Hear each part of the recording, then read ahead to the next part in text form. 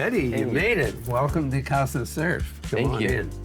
Let me show you the library. We greet our guests here a lot. This thing is the trophy that went along with the Queen Elizabeth Prize for Engineering. The team of us that did the internet and the World Wide Web were honored. Here's a 1963 port. Oh, wow. It's probably a little older than you are. A little bit. But I can tell you, it tastes great. What attracted you to the field of technological science? My hearing loss didn't become a problem until I was about 13, and then it started to show up. I would sit in the front of the class, but I couldn't hear the questions in the back. So I started wearing hearing aids about that time. And I discovered that when you're wearing behind-the-ear hearing aids and you're making out, they squeal. And, it ruins the mood. But technology has made a huge difference for me, not just for hearing aids, but things like electronic mail, which came along in 1971, because having telephone conference calls where you couldn't see anybody was much harder than just reading email. So for me, technology has made a big difference in the course of my career, and I've tended to work in places where email is the norm.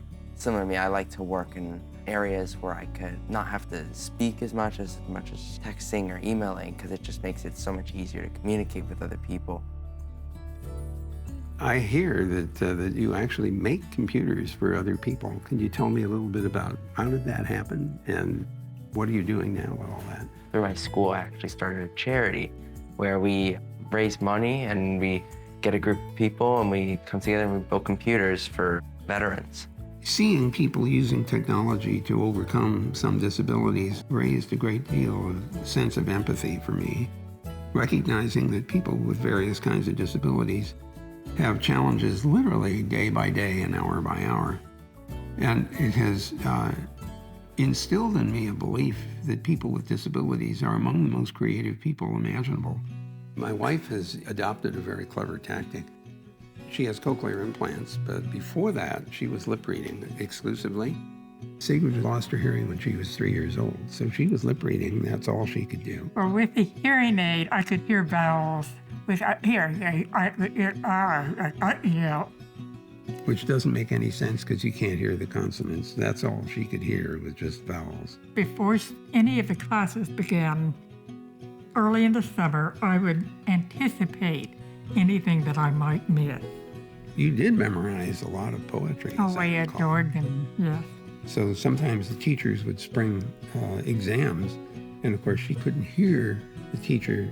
And I would be so upset that I would go back into the classroom at the end of the school day, and I would write the entire poem from memory, over and over.